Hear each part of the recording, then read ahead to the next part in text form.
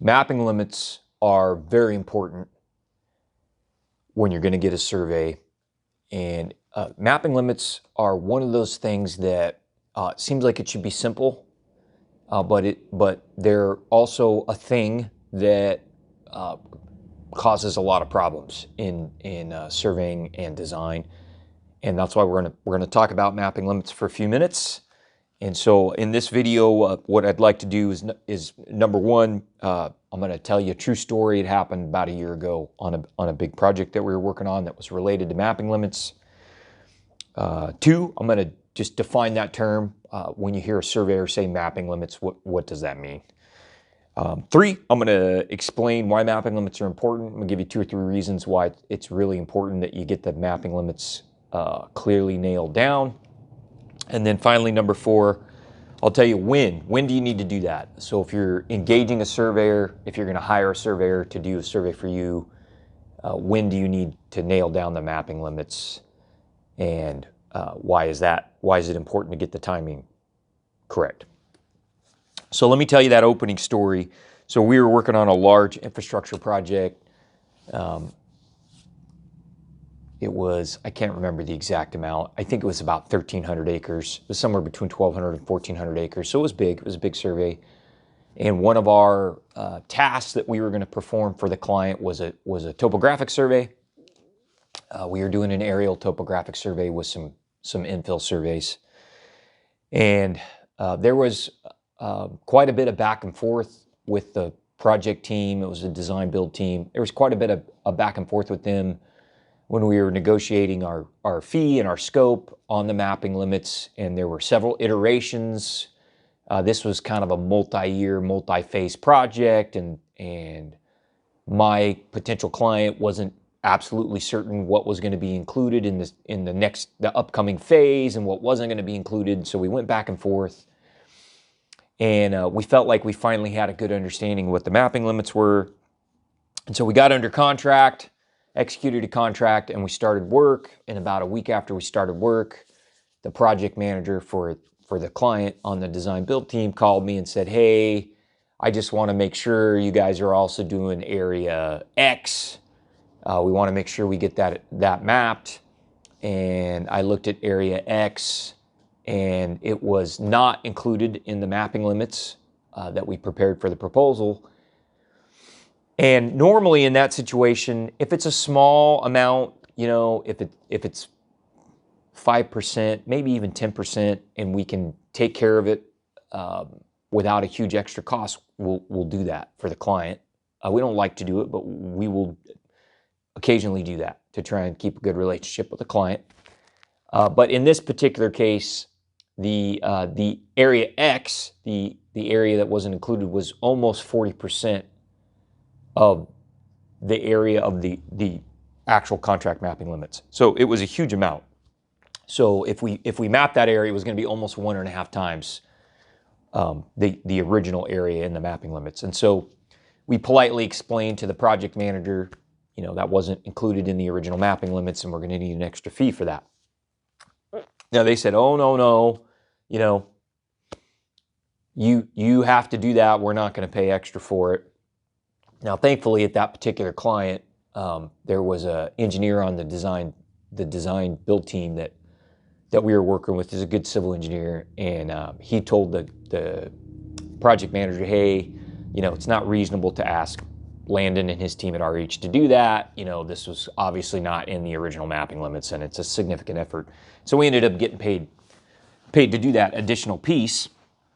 Now, one other thing that happened on that job, when as soon as I got on site to help with the field work, I realized, man, this site was as flat as a pancake. It's one of the flattest sites I've ever seen. It's in the Central Valley of California, and I could tell just from the lay of the land and looking at some culverts and things that there were going to be off-site drainage issues. So it's really hard to design a good civil design on a site that flat if you don't know what's happening with drainage on the adjacent property. And so I let the design build team know, "Hey, you guys didn't include." They had a little bit of extra mapping around the edges of the property, but it wasn't enough. I didn't think it was enough. I said, hey, I'm not a civil engineer, but I think, you know, your offsite drainage is going to be a challenge on this site, and I think we need to expand the mapping limits. And the client declined to do that. Now, I think that's going to cause issues later on for them, but that was the client's decision. I'm not the design engineer, but again, you know, that was a situation where, you know, somebody on that design build team hadn't properly thought out what they actually needed to do a good civil design as far as the mapping limits go. So, what are mapping limits? Let me define that term now that I told you that story. So, mapping limits are the outer edge or limit of the area that is going to be surveyed and mapped by your land surveyor. Now, typically, when we talk about mapping limits, we're talking about a topographic survey or hydrographic survey. Normally, when we're talking about boundary surveys, we're dealing with the subject parcel or parcels. So, mapping limits aren't always as critical in a boundary survey. So, typically, when we describe mapping limits, we're talking about some kind of topographic mapping or data collection to support asset management, something like that. And so it's the outer limit of the area that's going to be mapped.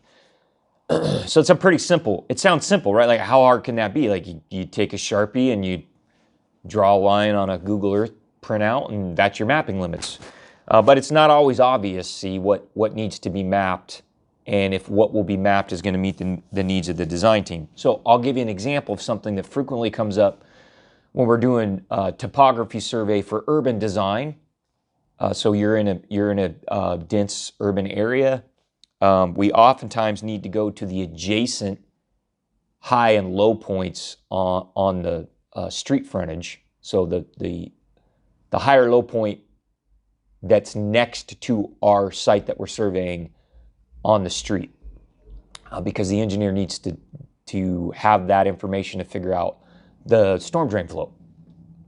And oftentimes, those adjacent higher low points are not included in the mapping limits. You run into the same thing when we're doing urban site design or street design. You know, we often need to go 1 or 2 manholes outside of what the engineer thinks they need so that they can understand the storm and sewer connections or other utility connections. So it's not always obvious. I had a topographic survey we did for some parking and traffic improvements, pedestrian improvements on an elementary school. And our original mapping limits went to the center line of the adjacent streets, the streets adjacent to the actual school, which is pretty typical. And we found out later on as the engineer got into the design process that they actually needed the crosswalks and the curb returns all the way across the street and then a little ways down the adjacent streets, the connecting streets. And so that wasn't in the original mapping limits. Now, in that case, it wasn't a huge amount of extra work. I think it was a day. We went ahead and took care of it at no extra charge. But that's an example. You know, it's not always obvious. And the design team, your architect and your engineer, have to really think about what they need to do a good design in order to nail down the mapping limits. So your surveyor, your land surveyor shouldn't be expected to deliver mapping outside of the mapping limits. It's a limit, right? And it's not reasonable to ask your surveyor to do that if you aren't prepared to pay them to do that. So why are mapping limits important? That's the third thing that I wanted to talk about in the video. So mapping limits are important. They're mainly important because they have a huge impact on the cost of the survey. So it doesn't exactly always work like this, but you know, if you double the size of the area being mapped, you're roughly going to double the cost. Now, there can be some savings. There's sometimes some savings to mapping large areas, but that's just kind of a rule of thumb. So yeah, if you increase the mapping limits 20%, you're going to increase the cost of the survey 20%. So it has a huge impact on my costs as your land surveyor. One of the other reasons why mapping limits are important is there's some mobilization costs. There's just some cost to logistics. So I might be renting equipment. There might be travel time to the job site or setup time. And so it's almost always easier to survey a few more things while we're already on the site than it is to make a trip back.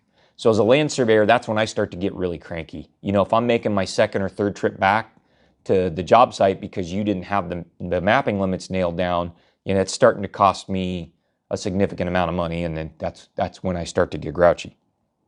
And then the third reason mapping limits are important is because adequate coverage in the mapping limits is critical for good design. So if you think back to that story I told you about the offsite drainage on that large flat site, yeah, if you don't have what you need in the mapping limits, your civil engineer isn't going to be able to deliver a good design. So the last thing I wanted to talk about, this is point number 4, I believe, is when should the mapping limits for a field survey, or I'm sorry, for a survey be nailed down? So when do you need to define those mapping limits? Ideally, you're going to do that before the land surveyor prepares his fee estimate or proposal, or her proposal. So typically we are talking to our potential clients about mapping limits very early on. And it's essential to do that before you execute the contract. So you do not want to go in to a job with an executed contract when you haven't defined the mapping limits with your land surveyor. And then you need to understand that if you have to change the mapping limits after the contract is executed, as a client, you should be prepared to talk about 3 things. So if you need to modify the mapping limits, and it's usually they're getting bigger, not smaller, you need to talk about, is there going to be an additional service fee for that? Is the surveyor going to have to modify the scope of services? And is it going to delay the schedule? Because all 3 of those things could happen if you're going to change the mapping limits. Okay, so to review, what did we talk about in our video? So we talked about mapping limits. When you're going to hire a surveyor for a topographic survey, you know, why is it important to nail down the mapping limits? I told you that story that illustrated why that's important. I defined the term. What does mapping limits mean? I told you why mapping limits are important. And I also told you, you know, what should you expect? I told you when you need to define the mapping limits, like when in the process of hiring a land surveyor. And I also told you, you know, 2 or 3 things you should expect to talk about if the mapping limits need to change after the contract is executed. I hope you guys enjoyed the video. We need to talk about mapping limits some more. So, you know, we can talk about what's the differences between mapping limits on a boundary survey, mapping limits on a topographic survey. What are some things that should be considered when you're going to define your mapping limits with your land surveyor? What role should the design team play in that process of defining the mapping limits? What needs to go on a mapping limits exhibit? We can talk about all those things in future videos. Thank you for watching. I hope this helped.